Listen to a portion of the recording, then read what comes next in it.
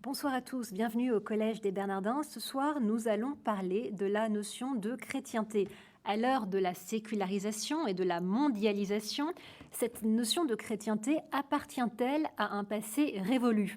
En effet, l'Europe et l'Occident, désormais laïcisés, ne sont guère portés à rappeler leurs racines chrétiennes ni l'expansionnisme des nations évangélisées. D'un autre côté, ne peut-on pas dire que l'histoire invite à dresser un bilan plus nuancé? En effet, le mot chrétienté dit l'effort de ceux qui partagent une culture tout en ayant conscience de leur singularité et de leur division, voire de leur situation minoritaire, de se construire en communauté, de se rassembler, de se reconnaître. Ainsi, ne doit-on pas percevoir à travers ce terme de chrétienté une dynamique de pluralisme plutôt que la nostalgie d'une unité perdue? Pour parler de ce concept de chrétienté, ce soir, nous avons le plaisir de recevoir dans cette émission 4 invités. Nicole Lemaître, bonsoir. Bonsoir. Historienne, vous avez enseigné à l'Université Paris 1, vous êtes une spécialiste de l'histoire de la première modernité en Europe. Vous avez écrit plusieurs livres, notamment en lien avec notre sujet d'aujourd'hui, une histoire du christianisme, et ce livre que je montre à l'antenne plus récemment, La chrétienté dans l'histoire, une notion mouvante en fait qui réunit plusieurs articles et que vous avez donc... Ce n'est pas moi qui ai écrit, Absolument. Je suis le maître d'œuvre simplement de cet ouvrage. Vous avez supervisé cet ouvrage. Ce sont des jeunes qui ont écrit. Absolument. Père Jean-Robert Armogad, bonsoir. Bonsoir. Vous êtes prêtre catholique diocésain, historien, théologien, exégète et universitaire. Votre spécialité à vous, c'est plutôt le XVIIe. Vous êtes prof à l'école pratique des hautes études, mais aussi à l'Académie des belles lettres, des inscriptions des belles lettres, en fait, c'est comme ça qu'on dit très précisément. Vous êtes cofondateur de la revue catholique internationale Communio et vous avez été aumônier de l'école normale supérieure. Vous avez, vous aussi, dirigé une histoire générale du christianisme. Enfin, vous êtes l'un des fondateurs de l'Académie catholique de France, qui a été inaugurée ici même, au Collège des Bernardins, en 2009, le 23 octobre 2009, très précisément. L'Académie catholique qui, précisons-le, est à l'origine du débat de ce soir. Silvio Herman de Franceschi, bonsoir. Bonsoir. Bonsoir. Vous êtes historien, archiviste, paléographe et agrégé d'histoire. Vous êtes également un 17e et un spécialiste du jansénisme. Vous êtes directeur d'études à l'école pratique des hautes études et vous avez beaucoup travaillé sur l'histoire de la théologie catholique à l'époque moderne, mais aussi sur l'histoire des querelles religieuses dans l'Europe catholique des 16e, 17e, 18e et 19e siècles. Et vous vous êtes intéressé particulièrement à ce qu'on appelle l'antiromanisme, c'est-à-dire des courants hostiles à la primauté de Rome, notamment le gallicanisme, un mouvement favorable à une église particulière de France. C'est bien ça? Tout à fait. Enfin, nous recevons aussi ce soir Guy Coq. Bonsoir. Bonsoir. Ravi de vous recevoir également. Vous êtes agrégé de philosophie, membre de la rédaction de la revue Esprit, la légendaire revue Esprit. Vous êtes aussi cofondateur de la Fondation du 2 mars. Alors, qu'est-ce que c'est que la Fondation du 2 mars? C'est un think tank qui œuvre pour la défense et la promotion des valeurs républicaines de laïcité, de démocratie, d'égalité des chances et d'intervention sociale de l'État. Vous êtes président également de l'Association des Amis d'Emmanuel Mounier et spécialiste de la philosophie de l'éducation. Et vous avez, vous aussi, rédigé plusieurs ouvrages, parmi lesquels Démocratie, religion, éducation. Alors, la chrétienté a-t-elle existé? Et si oui, qu'était-ce? Pour commencer, je vous propose que nous revenions sur la genèse même de cette notion de chrétienté. Nicole Lemaître, quand a-t-elle été inventée, cette notion, et pour désigner quoi? C'est-à-dire, le problème est que c'est une notion qui, à travers les temps, est polysémique. Et donc, on peut dire, on a dit dans le colloque Anne-Marie Vanier, que c'est à partir de Constantin qu'on la pense comme telle, c'est-à-dire ceux qui se disent chrétiens, qui sont dans un territoire chrétien, mais on a des périodes où c'est très clair et d'autres périodes où ça l'est beaucoup moins. Et donc c'est une notion qui renaît sans arrêt. Elle renaît sans arrêt dans des contextes différents. Donc il y a une période, disons, de la fin de l'Antiquité, et puis une période carolingienne, et puis une période du XVIe siècle, dans les affrontements de la Réforme, et puis une période, je dirais, de renaissance du médiévalisme, et avec Charles Péguy, une nouvelle idée qui édifie une partie de ce que nous pensons quand nous pensons chrétienté aujourd'hui, mais pas seulement. Puisqu'on pose un peu les termes et qu'on essaie de définir cette notion de chrétienté, pardonnez-moi cette question un peu béotienne, mais quel distinguo faut-il faire entre chrétienté et christianisme? Je pense que c'est important de la faire pour que tout le monde soit en phase avec le débat de ce soir. Chrétienté, christianisme, christianité, tout ce que vous voulez, il faut bien voir qu'aujourd'hui, en nous plaçant simplement au XXe siècle, c'est surtout l'islam qui nous renvoie à cette notion. C'est-à-dire que nous ne savons plus trop, on parlera peut-être de Mounier tout à l'heure, nous ne savons plus trop ce qu'est la notion. C'est pas tout à fait les racines chrétiennes de l'Europe, mais on y reviendra. En revanche, c'est l'islam et les non-chrétiens qui parlent de la chrétienté.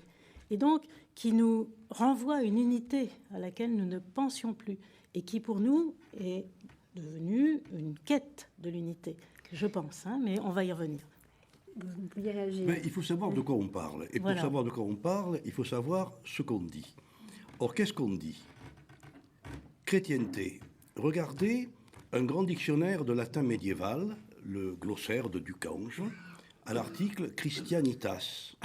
Et vous n'y trouvez pas du tout ce que vous entendez par chrétienté. Par Christianitas, on entend d'abord un titre donné au Rex Christianissimus, au roi de France, à partir du XVe siècle. Par Christianitas, on entend un ensemble de pratiques, etc. Et ce que l'on appelle chrétienté en français, et là, le professeur de Franceschi est un spécialiste, moi je le traduirais par Res Publica Christiana. Res Publica Christiana. Or, dans une période que le professeur de Franceschi connaît bien, une opposition entre la République de Venise et le Saint-Siège, la Res Publica Christiana s'opposait à l'Église romaine.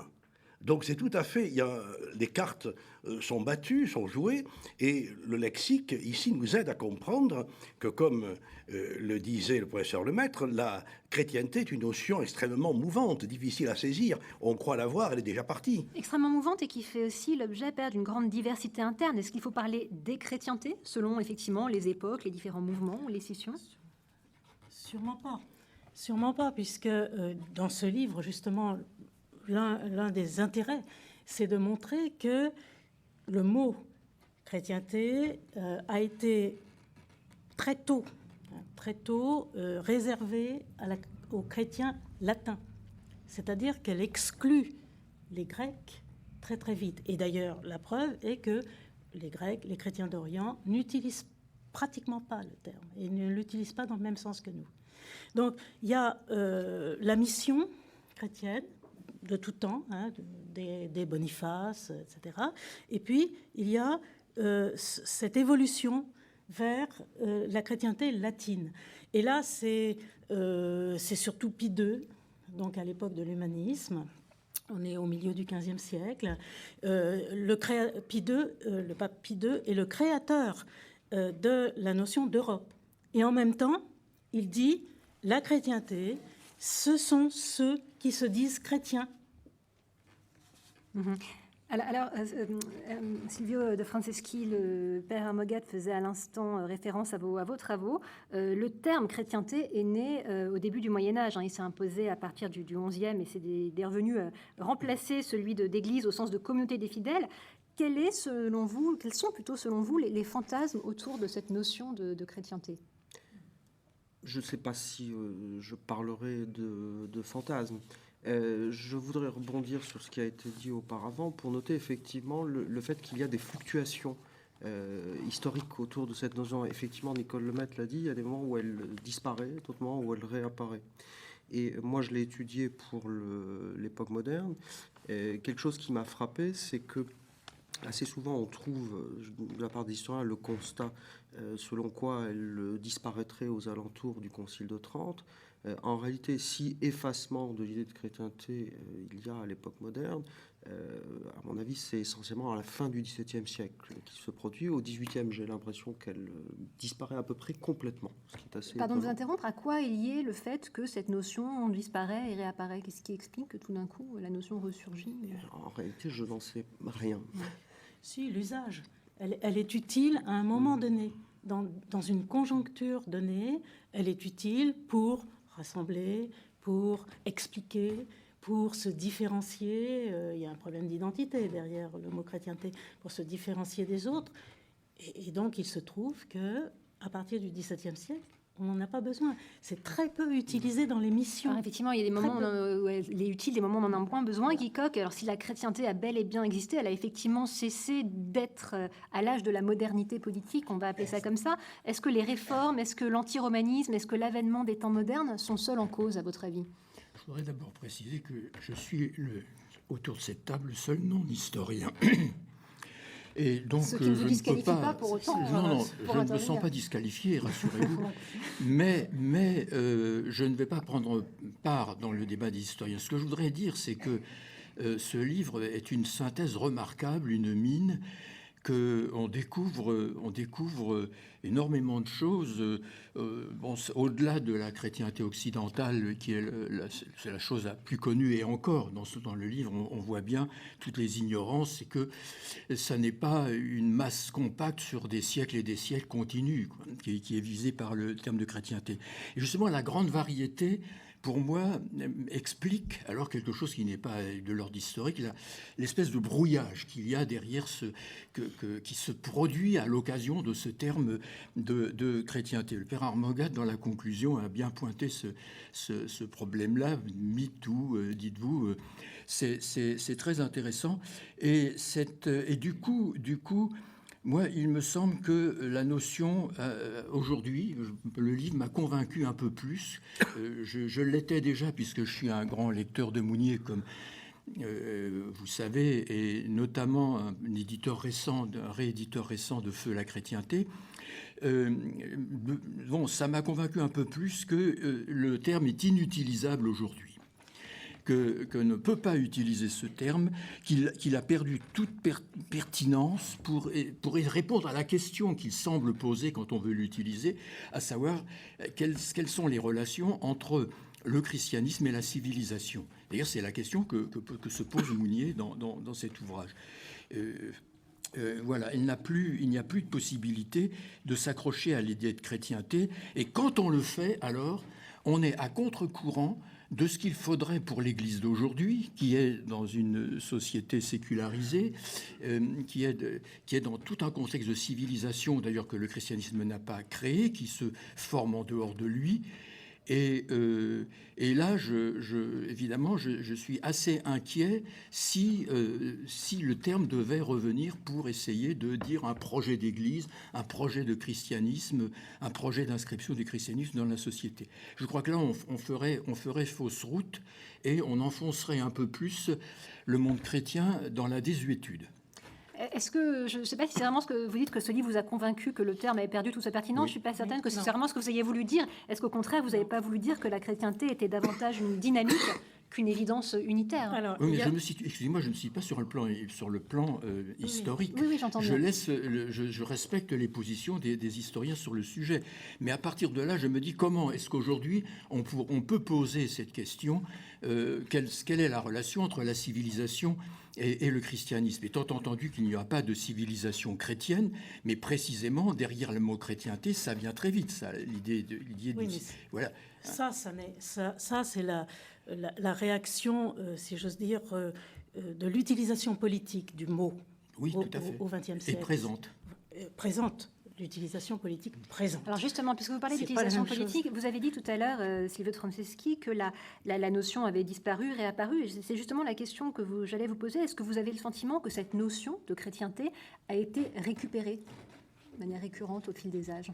Alors, elle est récupérée régulièrement. Moi, une de mes hypothèses pour expliquer éventuellement le fait qu'elle soit aujourd'hui dépourvue de sens, si j'en crois l'analyse de Guicoq, c'est que pour moi, en tant qu'historien, cette chrétienté, elle va s'incarner essentiellement dans des institutions ou des événements de chrétienté.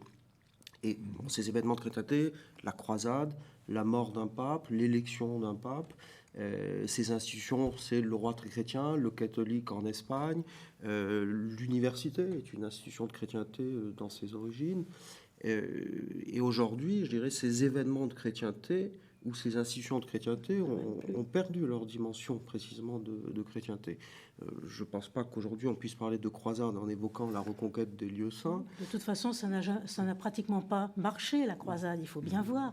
Si on n'a pas réussi à reconquérir les lieux saints, c'est précisément parce qu'il n'y avait pas de chrétienté au Moyen-Âge, contrairement à ce qu'on dit. Alors, le terme de chrétienté, vous soulignez, Nicole Lemaître, que l'Orient chrétien ne l'utilisait pas. Aujourd'hui, il l'utilise. L'Église orthodoxe russe réclame une identité entre la chrétienté et la Russe, entre la chrétienté et les territoires slaves. Il y a de façon très intéressante une utilisation inédite du terme du côté des églises orthodoxes, et en particulier de l'église russe. La Sainte Russie, c'est-à-dire il est axé, cette interprétation est axée sur le territoire lui-même. Et donc on a perdu, nous, cette notion, parce que il y avait le cuius regio eius religio, à tel prince, tel territoire. Depuis, donc, c'est employé à partir de la fin du XVIe siècle. Mais justement, on a vu que ça créait des problèmes en Europe et qu'on ne pouvait plus vivre le pluralisme. Et sur ce plan-là, je suis d'accord avec vous, on ne pouvait plus vivre dans une société plurielle si on utilisait cette acception de chrétienté. Dans l'Empire, ça a été catastrophique, ça a créé la guerre de 30 ans. En France, on a résolu le problème en créant un État au-dessus des confessions. Et donc, la Sainte Russie a besoin, parce que c'est immense, parce qu'ils ont une histoire particulière, de défendre l'idée de territoire, mais c'est une idée dans laquelle on ne rentrera pas. Ils n'utilisent pas le mot chrétienté. Dieu merci.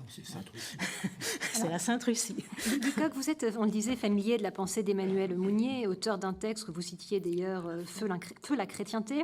Alors, pour rappel, pour nos téléspectateurs, dans cette conférence donnée en 1949, Mounier récuse, arrêtez-moi si je me trompe, mais récuse radicalement l'idée que l'on puisse revendiquer une civilisation chrétienne. Il entend rejeter une vision qui serait idéalisée, idéologique, irréaliste, de revendiquer cette chrétienté, constatant que finalement, à travers l'histoire, cette essence idéale ne s'est jamais pleinement, durablement réalisée, si j'ai bien compris. Alors, est-ce que vous-même, vous partagez la thèse d'Emmanuel Mounier? Est-ce que pour vous, la chrétienté, c'est fini? Oui, tout à fait. Non seulement il y a Mounier, mais il y a Henri Marou, qu'on oublie un peu trop souvent, et qui en 1968 a publié, ce qui est pour moi une étude remarquable, une théologie de l'histoire. Et ils s'étaient connus avec Mounier, ils sont un peu pratiquement dans la même ligne. Marou disant d'ailleurs que toutes les tentatives de chrétienté ont échoué, que tout ça a toujours échoué. Alors du côté de Mounier, pour Mounier, le problème n'est pas de créer une société chrétienne. Le problème n'est pas pour l'Église de s'occuper des affaires de la société. Il écrit dans ce texte que l'Église n'a pas à être le gendarme de la société. Elle n'a pas à donner une politique, à déterminer une politique chrétienne. Il se pose le problème de la vocation spécifique de l'Église, qui est de travailler à ce que le message évangélique soit vécu par des chrétiens, par les hommes, et de surcroît que ce message serve à transformer la société, mais pas vers une société chrétienne. Il ne dit pas il ne dit pas que, et on sait, il faut séparer Église, christianisme et civilisation. Il ne dit pas c'est indépendant. Il dit il ne faut pas viser à une civilisation chrétienne. C'est impossible. Par contre, évidemment, à partir de ça et de la libération par rapport à ce point de vue, il développe l'idée qu'il y a bien entendu, voire l'incarnation. Il y a bien entendu une action souhaitable, profonde, en profondeur du christianisme et de l'évangile nécessaire sur la société, sur la civilisation, pour les rendre plus humaines. Il va même dire, jusqu'à dire que pour l'histoire, il y a un point de vue eschatologique chez lui, pour l'histoire, il faut faire en sorte que l'histoire, elle a un sens, c'est d'aller vers le royaume, vers la cité de Dieu. Mais la cité de Dieu ne se fait pas dans l'histoire. Enfin, il y a tous ces auteurs auxquels je me réfère, évidemment, se battent toujours contre l'augustinisme politique, pour dire qu'il n'y a pas eu la cité de Dieu et la cité de Dieu et la cité des hommes n'existent pas à l'état pur ici-bas, que on a toujours des mix du mélange, et qu'il est impossible d'atteindre par nos forces ici-bas la cité de Dieu. Ceci dit, à partir de là, pour Mounier, l'histoire fait partie de la marche vers le royaume, même si, évidemment, le salut a eu lieu à travers l'événement christique, la vie et la mort et la résurrection du Christ.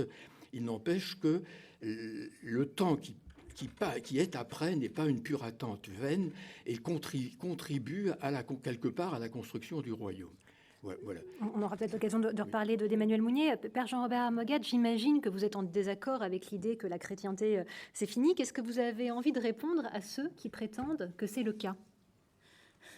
Pardon, je n'ai pas bien entendu votre question, excusez-moi. Je disais que j'imagine que vous êtes en désaccord avec ceux qui prétendent que la chrétienté, c'est fini. Enfin, Mais pourquoi ? Ah bon Je ne comprends pas. Je veux dire, la chrétienté n'a jamais existé, donc elle n'est pas finie. Voilà, c'est bien ce que je dis. Oui. C'est bien ce que je dis. Oui. Donc voilà, j'avais justement envie de savoir ce que vous aviez envie de répondre aux personnes, que ce soit Emmanuel Mounier ou Guy Coq, qui pensent que justement elle est terminée, qu'elle est derrière nous. Ah mais non, mais lorsqu'il... Non, mais je pense que je suis d'accord avec... D'accord. Une autre insiste par rapport à Mounier. Mounier aussi dit que la chrétienté n'a pas existé, Oui. qu'il n'y avait pas volonté du christianisme primitif de transformer la société, à preuve que les premiers chrétiens faisaient leur service militaire, etc. Ils coinçaient sur quelque chose qui était décisif, c'est la déification de l'empereur. Et c'est parce qu'ils se sont opposés à ça que finalement ils ont bousculé tout l'empire à terme. Parce que Mounier aime bien cela. Il voit dans le christianisme une capacité à partir de points d'ancrage de bousculer les civilisations. Mais et ensuite alors tout son livre consiste à montrer qu'il n'y a pas eu de... Il n'y a pas eu vraiment ce qu'on pourrait appeler une chrétienté. Évidemment, il pense à l'Occident, oui, bien sûr. Il n'a pas dans la tête il pense à l'Occident, comme Marou d'ailleurs, dans un contexte qui est celui des suites de la Seconde Guerre mondiale et de la décolonisation. Et Dieu sait si on a beaucoup utilisé l'idée de civilisation chrétienne pour coloniser. Et on voyait les résultats. Voilà. Lorsqu'on parle de l'Europe chrétienne, l'Europe n'a jamais été vraiment chrétienne. D'abord, elle a été musulmane dans la péninsule ibérique pendant du 7e au 15e siècle, sur ses marches orientales jusqu'à la fin du XVIIe siècle. Et puis, elle a été aussi orthodoxe, pas seulement de la chrétienté latine, les grandes Venise étant un lieu, vraiment une plaque tournante de rencontre entre l'Orient chrétien et l'Occident chrétien. Et puis, ce qu'on oublie souvent quand on parle de chrétienté, c'est l'immense richesse de l'héritage juif de l'Europe, du Tage à la Vistule, avec des langues véhiculaires du judéo-espagnol, judéo-portugais et surtout le yiddish, une grande langue de culture, de littérature, de traités d'astronomie, de traités d'alchimie. Et puis, à côté de ces différentes religions qui traversent l'Europe et qui enrichissent le christianisme latin par les contacts, par les échanges, fût-ce par des échanges vigoureux comme les croisades, mais il y a un enrichissement dans ces échanges. Il y a aussi tout le fond païen qui demeure. Il y a aussi, lorsque, c'est un peu une banalité, mais il faut la redire, il n'y a pas eu de déchristianisation à proprement parler au XVIIIe siècle, parce qu'il n'y a pas eu de christianisation. Les mouvements spasmodiques de sorcellerie, de paganisme, qui secouent l'Europe, sont les signes de cette permanence de noyaux païens à travers l'Europe. Donc c'est une chrétienté toute trouée, dont il faut parler. Et je ne sais même pas s'il reste encore grand-chose, vous voyez. C'est pour ça, quand on parle des racines chrétiennes de l'Europe, je suis toujours un peu surpris. C'est des rhizomes chrétiens, c'est pas des racines. Alors, c'est Franceschi, justement, on parle souvent des racines chrétiennes de l'Europe, à tort ou à raison, on vous perd plutôt à tort. Il n'en demeure pas moins qu'il y a quand même un calendrier qui est un calendrier inspiré des fêtes chrétiennes, que la Commission européenne, d'ailleurs, il n'y a pas si longtemps, a tenté de diffuser un agenda en supprimant toutes ces grandes fêtes chrétiennes. Est-ce que, selon vous, l'Europe a des racines chrétiennes et, si tel est le cas, est-ce qu'elles sont encore visibles aujourd'hui? Est-ce que c'est juste de dire que l'Europe est héritière de la chrétienté ou pas, à vos yeux? Alors, je ne vais pas répondre directement à votre question, qui est beaucoup trop polémique à mon sens. Alors, je vais apporter quelques éléments de réponse en tant qu'historien. Il est clair qu'au XVIIe siècle, au moment où va s'effacer cette idée de chrétienté, donc à la fin du siècle, on assiste à la montée en puissance de cette notion d'Europe. La concurrence entre les deux notions, Europe et chrétienté, avait été étudiée par un historien à la suite duquel mes travaux se sont placés, qui était Alphonse Dupron, un rigoureux contemporain de Marou, dont il était l'ami proche. Et justement, ces deux historiens qui se sont passionnés pour l'idée de chrétienté ont fait leur formation dans les années 30. Et en réalité, tout notre débat historiographique est tributaire des jalons de réflexion qui ont été posés dans les années 30. À ce nom-là, à ces deux noms, il faut ajouter celui d'Étienne Gilson, qui est quelqu'un qui a sans doute le premier en France insisté sur la nécessité d'étudier l'histoire de cette notion. Et je pense que ces textes sont directement à l'origine de l'intérêt et de Marou et de Dupron pour cette notion. Dans l'entre-deux-guerres, du point de vue politique, toute une génération qui a été formée à partir de Péguy et de ceux qui sont autour, tous les hommes politiques qui comptent dans l'entre-deux-guerres, qui vont faire la résistance, etc., sont issus de cette idée. Péguy, c'était France et chrétienté à défendre.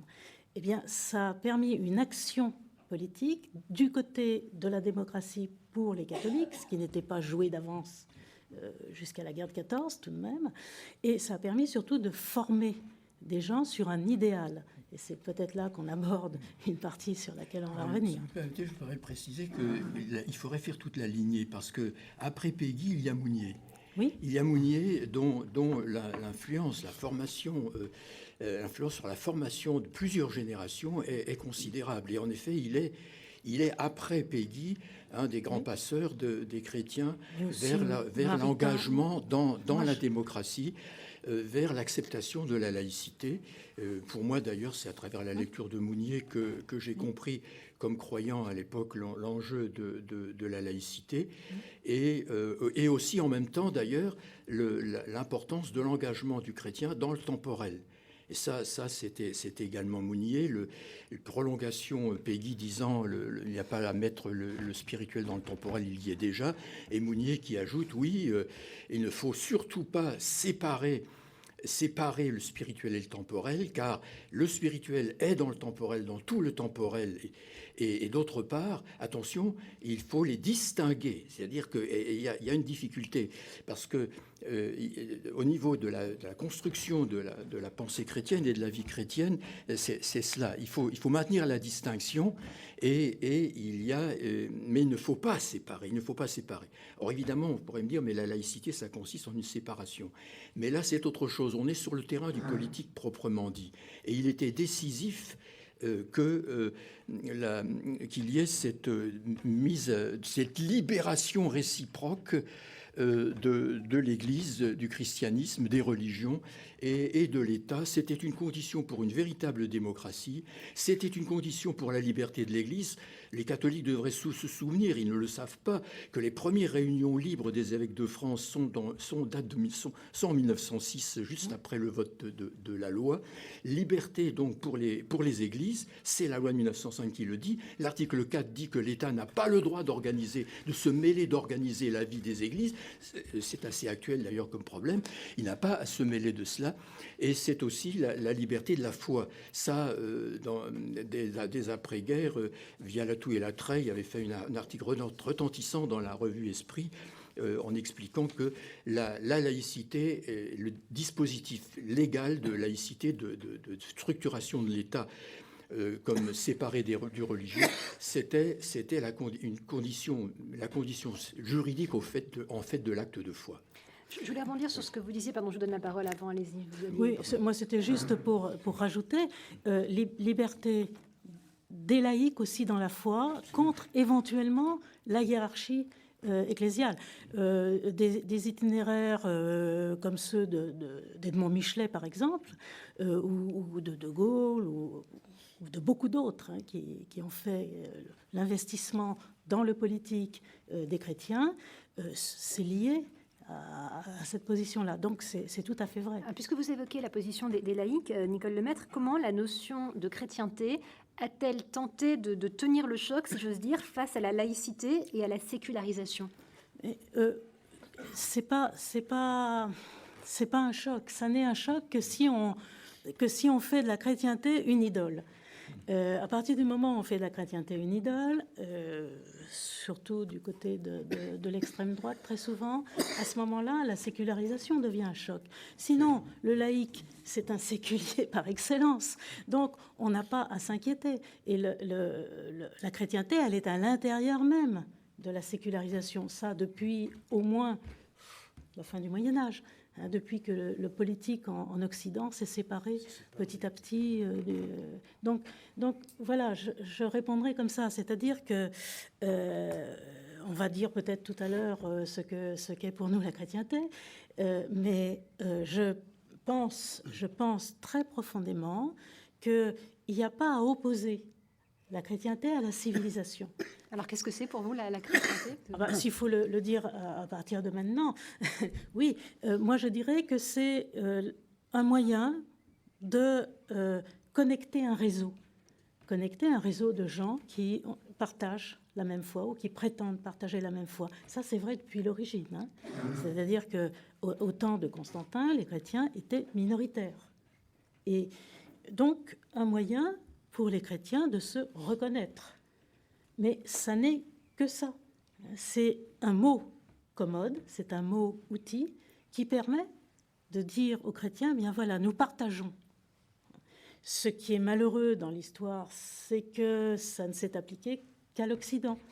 Le jour où les chrétiens d'Orient ou les chrétiens de l'orthodoxie grecque et slave se reconnaîtront dans ce réseau chrétien, peut-être qu'on pourra imaginer un autre monde. Alors, pour rebondir sur la question des chrétiens d'Orient et aussi sur ce que vous disiez, quand vous disiez que l'État n'a pas à se mêler, que l'État n'a pas à se mêler de la vie de l'Église et que c'est d'actualité. C'est vrai que ces problématiques sont d'actualité quand on voit tous les problèmes de cantine scolaire à l'école. Voilà, il y a tout un tas de problèmes. Et pour parler pas plus tard de ce qui s'est passé la semaine dernière, la polémique déclenchée par le refus de la RATP d'apposer sur les affiches qui faisaient la promotion du concert du groupe Les Prêtres cette mention pour des accrochages. Moi, ce que je dénonce, c'est qu'à partir d'un certain nombre d'accrochages, somme toute mineurs, mais comme la laïcité, moi quand j'ai commencé à écrire des livres sur la laïcité, c'était vraiment pas dans le vent, et on pouvait écrire des choses sérieuses sans être tout de suite attaqué, etc. Alors que maintenant c'est devenu un objet qui fait vendre du papier parce qu'il y a de la polémique, parce qu'il y a des conflits, etc. Mais il est normal dans une société comme la nôtre, régie par la laïcité, à faire remarquer d'ailleurs que la société elle-même globalement n'est pas laïque, c'est l'État qui est laïque, que cette société est sécularisée et qu'il est normal qu'il y ait des tensions.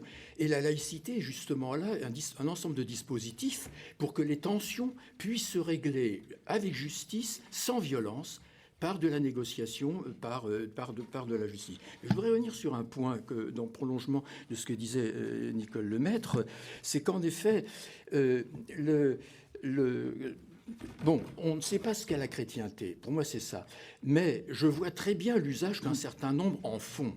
Et je vois que dans cet usage qu'ils en font, il y a au moins 4 points importants qui disparaissent de la modernité, du positif de la modernité. Il y a là une remise en cause de la laïcité. La plupart de ceux qui aujourd'hui voudraient remettre en piste la notion de chrétienté, c'est pour remettre en cause la division, la séparation du politique, du temporel et du spirituel, donc la laïcité de l'État. C'est pour remettre en piste un christianisme politique, un christianisme qui pourrait être une force politique intervenant dans la société pour contraindre le pouvoir politique. Eh bien ça, Ça, c'est la mort du christianisme. Absolument. Faire ça, c'est suicider le christianisme. C'est une ambition globalisante aussi dans l'idée de chrétienté. Et là, je ne suis pas d'accord avec ce que vous dites, parce que pour dire ce que vous dites, moi, je parle de l'Église, par exemple de l'Église catholique, qui est une grande internationale et dont le pape François merveilleusement assure aujourd'hui l'espèce de dynamisation. Et donc, il y a une ambition globalisante dans chrétienté qui me paraît, à moi, dangereuse. Il y aura une troisième idée, c'est que il y a derrière l'idée de chrétienté la prétention des chrétiens à redevenir les seuls à pouvoir dire une parole juste sur l'humanité, sur les valeurs. Et donc, c'est en contradiction avec l'idée de société plurielle d'aujourd'hui et de la société sécularisée d'aujourd'hui. Et quant à savoir la territorialité, mais pour le christianisme et notamment pour le catholicisme, la territorialité, c'est le monde entier. Il y a des chrétiens, il y a des catholiques dans tous les pays du monde. Et on le sait bien, puisque quand on entend quelquefois que dans certains endroits, ça se passe très mal pour eux, malheureusement. Et voilà. Alors, vous voyez, c'est la fonction que l'on fait faire jouer à cette notion aujourd'hui qui me chiffonne. Et vos études riches dans le livre m'ont plutôt fourni des arguments dans ce sens, mais je ne vais pas développer, mais en cela, je trouve le livre devrait être lu par toutes les personnes de culture qui voudraient comprendre la démocratie, la laïcité, les relations entre l'Église et... On peut dire, par exemple, que pour l'Amérique du Sud, enfin l'Amérique qui a été évangélisée par l'Europe, la notion n'existe pas. Ils n'utilisent pas. Alors qu'ils ont beaucoup utilisé le christianisme pour créer pour essayer de créer des démocraties, puisque la plupart des constitutions des pays d'Amérique latine ont été rédigées dans un cadre chrétien. Mais c'est un exemple parmi d'autres. En Asie, n'en parlons pas. Et donc, le problème, c'est que c'est une notion qui est très riche pour les historiens. Dans ce livre, c'est une évidence. C'est un trésor, si vous voulez. Mais ce trésor, il est fossilisé par un certain usage politique, il faut bien le dire. Et donc, le jour où cette fossilisation pourra être oubliée par les catholiques, je suis bien sûr d'accord, mais aussi par les protestants et par les orthodoxes, on changera de monde. Mais moi, je crois que depuis le début, on parle, je le répète, de quelque chose qui n'existe pas. Et l'émotion de M. Koch revient à créer quelque chose qui n'existe pas contre lequel il se déchaîne. Moi, je trouve que là, c'est quelque chose, c'est un piège. Ce que vous décrivez, laissez-moi finir. Ce que vous décrivez, Ce que vous décrivez, c'est quelque chose de marginal, de microscopique, qui n'a jamais vraiment existé et qui aujourd'hui, au XXIe siècle, ne représente vraiment que des choses sur lesquelles il est inutile d'avoir une telle émotion. Alors, Silvio De Franceschi, parce que voilà, je voudrais qu'on vous entende un petit peu également. Jean-Pierre Denis, qui est le directeur de la rédaction de l'hebdomadaire Chrétien la Vie, montre comment, au cours des dernières décennies, la contre-culture libertaire issue de mai 68 est devenue la culture dominante, tandis que, selon lui, le christianisme est devenu une contre-culture qu'il qualifie de périphérique. Est-ce qu'aujourd'hui, la notion de chrétienté doit trouver une nouvelle définition, comme par exemple une culture chrétienne allant à contre-courant? Est-ce que vous partagez sa conception? C'est pas le bon cadre. Non, en tant qu'historien, non, je ne pense pas du tout. En revanche, je m'interroge en écoutant les différents intervenants, sur la différenciation qu'il conviendrait ou pas de faire entre chrétienté et catholicité. J'ai l'impression que ce qui peut rester de l'idée de chrétienté aujourd'hui tente à se confondre avec la catholicité et la catholicité européenne. Il me semble que l'idée de chrétien est finalement très liée à la romanité et à l'institution pontificale. Vous disiez oui que c'est dommage C'est dommage qu'on bute toujours contre ce plafond de verre. J'ai l'impression que les Anglais, les Anglicans, on va dire, depuis l'an 1000, n'utilisent pas beaucoup cette notion de chrétienté, en fait. Les luthériens l'utilisent un peu plus. Mais parce qu'il est inutile.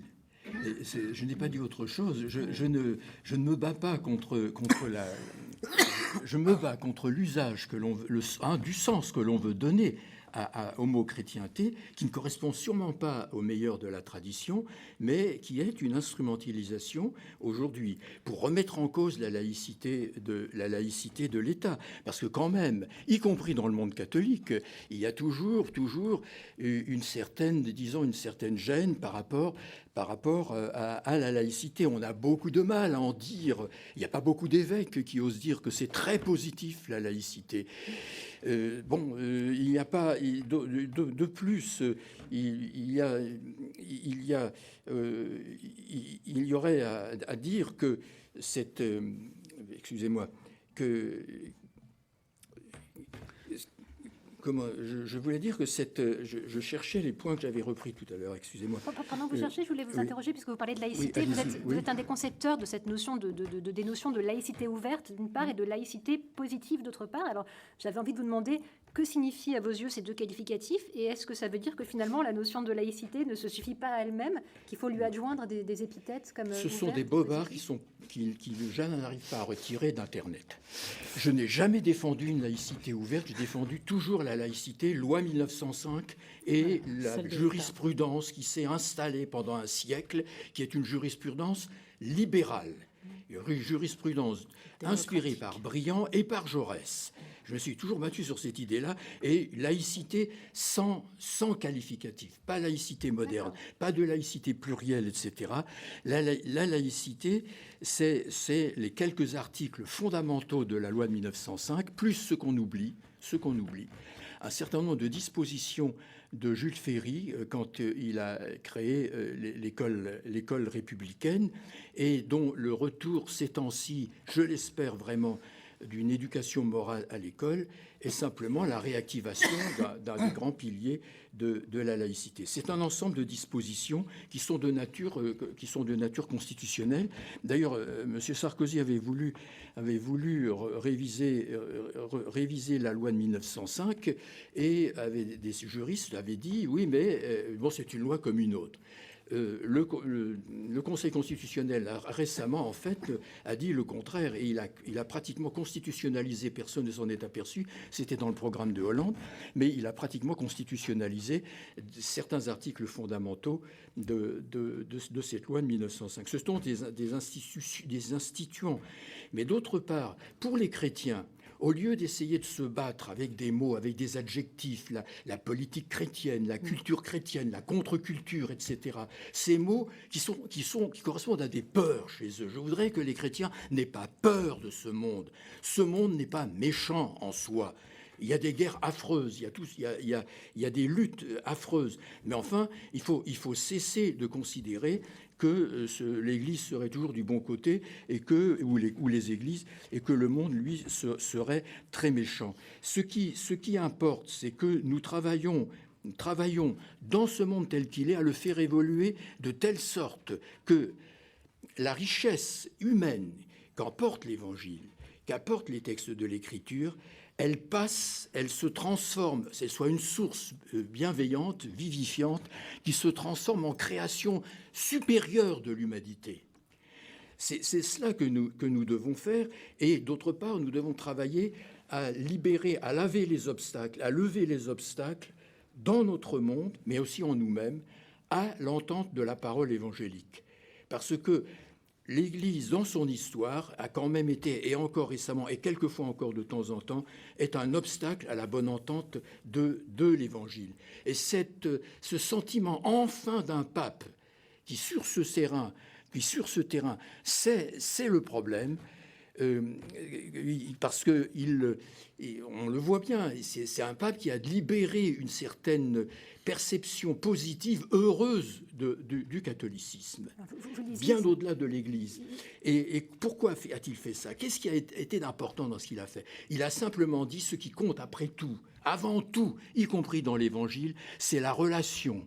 C'est la relation que les hommes ont entre eux et qui, au fond, est égale à la relation du Christ et de l'Église. Vous rejoignez un petit peu ce que disait Nicole Lemaitre tout à l'heure, quand elle parlait d'un réseau de cœur quelque part et d'un sentiment. Oui, mais ça, c'est pas la chrétienté, excusez-moi. C'est la foi chrétienne. J'entends bien. Parce que dans l'idée de chrétienté, il y a toujours le relent d'un territoire, justement, et de la confusion avec du politique. Il se passe des choses affreuses, effectivement, des choses affreuses dont sont victimes les chrétiens d'Orient. Par Jean-Robert Amogat, est-ce que les chrétiens de France ressentent, alors on ne va pas reparler de la fiche de la discorde, c'est un autre chapitre, mais de manière générale, ressentent une solidarité plus forte vis-à-vis des chrétiens d'Orient, en ce sens qu'ils se sentiraient appartenir à une même famille, ce que vous décriviez tout à l'heure, à une chrétienté réelle qui dépasse finalement les frontières et les différences, qu'elles soient culturelles, liturgiques ou autres? Je pense qu'il y a deux choses. D'une part, depuis 4 siècles, la France est protectrice des chrétiens d'Orient. Le président de la République française, qu'on appelle d'ailleurs dans la presse le chef de l'État français, ce qui m'amuse beaucoup. Le chef de l'État français, donc, M. Hollande, a rappelé cela, M. Valls également. Donc il y a un devoir effectivement traditionnel, diplomatique de la France envers ses populations. Et d'autre part, il y a une solidarité évidente, une solidarité de foi, de croyance, avec entre catholiques dans le monde et avec tous les chrétiens, qu'il s'agisse des chrétiens d'Orient, qu'il s'agisse des chrétiens d'Afrique, qui sont particulièrement martyrisés, qu'il s'agisse des chrétiens d'Extrême-Orient, qu'il s'agisse des chrétiens de l'Inde, qui sont dans une situation très difficile à l'heure actuelle. Il y a les protestants. Il y a une... Qui ne peuvent pas lire la Bible dans certains pays. Il y a une unité, je pense, de tous les gens qui professent le credo, vous voyez, qui n'est pas particulière aux catholiques français. Mais les catholiques français, en plus, ont le fait qu'ils sont français. Et que la France a une tradition diplomatique qui est un peu sa charge. C'est comme ça qu'elle s'est retrouvée avec un mandat sur la Syrie. C'est comme ça que le consul général de France à Jérusalem est aussi responsable des communautés chrétiennes en Palestine et en Israël, et ainsi de suite. Alors vous avez parlé des interventions du président de la République et non pas du chef de l'État français et du Premier ministre. C'est vrai, vous avez raison. Silvio De Franceschi, finalement, est-ce que notre société peut se passer d'un dialogue avec le religieux? C'est une question beaucoup trop vaste pour moi. Je ne le pense pas, mais c'est mon simple avis. En revanche, ce qui m'a intéressé dans ce que disait Jean-Robert Amogat, c'est le fait que la chrétienté soit une forme qui, pour s'être vidée progressivement d'un certain nombre de ces éléments, demeure active.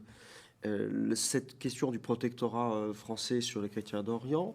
L'autre exemple qui me venait en tête, c'était l'usage de l'exclusive qui s'est tard conservé. C'est-à-dire, je crois que la dernière fois que la France a prononcé une exclusive, c'était en 1903. Donc c'est l'usage d'exclure un candidat potentiel au Saint-Siège sur des rémanences en fait de cette ancienne forme de la chrétienté qui perdure alors même que notre État se prétend sécularisé. Ce sont des traces, non? Ce sont des buts témoins. Ça, en tout cas, ce système de relations internationales, quoi qu'on en pense, même s'il n'est pas toujours efficace, ça vaut beaucoup mieux que les milices dites chrétiennes qui vont se battre contre les musulmans actuellement en Syrie ou en Irak. Je voudrais revenir sur votre question, parce qu'elle est très importante. C'est qu'en effet, la société, l'État laïque et la société sécularisée ne peuvent pas se passer d'un dialogue, d'une relation forte avec les religions. Il y a cela une raison très simple, que si supposez un instant qu'elles oublient vraiment tout le religieux, elles n'auraient plus les moyens de penser ce qui fait leur laïcité et ce qui fait leur sécularité. Donc, et là, il y a une faute considérable, en effet, de la République française depuis des générations et des générations, c'est de ne pas avoir compris cela. Quand on dit que la France commence avec la Révolution de 89, c'est à la fois c'est faux, mais c'est terrible dans les conséquences que ça implique de méconnaissance par l'État de l'importance de la mémoire chrétienne pour la mémoire collective. La mémoire collective aujourd'hui est malade du refoulement de la mémoire chrétienne. On avait invité à l'Observatoire Foi et Culture Blandine Kriegel et elle nous avait montré combien ce problème est important. Le titre de notre débat, c'était « Y a-t-il un christianisme culturel ?» Vous aviez envie de réagir? Non, je suis complètement d'accord. Je suis complètement d'accord. Il est tout à fait détestable, mais ça c'est la formation des hommes politiques de notre époque, qu'on ne commence qu'avec la Révolution, alors que tout devrait commencer avec Saint-Louis, etc. Mais Saint-Louis est récupéré du coup par d'autres cercles, et ça c'est quand même dommage. Bon, je ne vais pas défendre Saint-Louis à tout prix, hein. Il y a beaucoup de choses à dire si on contextualise, mais de même qu'on oublie la manière dont, au XVIe siècle, les chrétiens se sont séparés. Et il y avait des raisons, et je trouve que les historiens ont beaucoup de choses à dire sur la manière dont on a pu se disputer, et dont la religion a pu être instrumentalisée par des forces politiques et guerrières qui jouaient au profit d'élites qui n'étaient pas aussi chrétiennes qu'elles le disaient. C'est ce que vous avez beaucoup expliqué aussi dans vos recherches, ces querelles religieuses. Vous ne nous avez pas donné, vous, votre définition de la chrétienté. Est-ce que vous partagez la définition de Nicole Lemaître ? Je n'en ai pas. Moi, je considère que c'est une incarnation historique qui, effectivement, à certains moments, se manifeste. Alors, il y a un certain nombre d'institutions qui la rendent visible. Et puis, à certains moments, il y a des événements qui engagent la mise en avant de cette notion. Et en particulier dans les relations internationales, en effet. C'est-à-dire qu'on a des...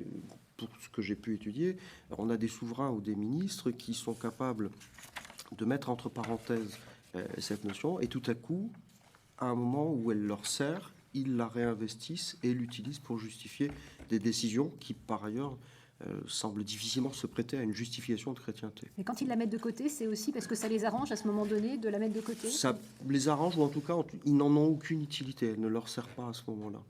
Quelqu'un comme Richelieu, par exemple, est quelqu'un qui mène une politique qui est parfaitement sécularisée, et puis tout à coup, à certains moments, l'idée de chrétienté surgit dans sa justification. Comme pareil, oui. Enfin, pour ce qui est de Richelieu, en matière de politique intérieure, c'est quand même une église qui se veut gallicane et qui menace Rome d'un pontificat des Gaules. Et en politique extérieure, c'est l'aide aux protestants de Valteline et l'aide aux Turcs. Ne me parlez pas de chrétienté, quand même. Non, mais il l'utilise à certains moments, cette notion. Elle revient, par exemple, au moment de l'affaire des mariages d'Angleterre, en 1625, dans les mémoires, elle puissance chrétienne, c'est la Respublica chrétienne. Elle surgit à toute chance. C'est puissance chrétienne, pas la chrétienté. C'est ça, elle sert, c'est un concept dangereux, parce qu'en lui-même, il est vide. C'est une coquille vide, mais on peut s'en servir. Oui. Voilà.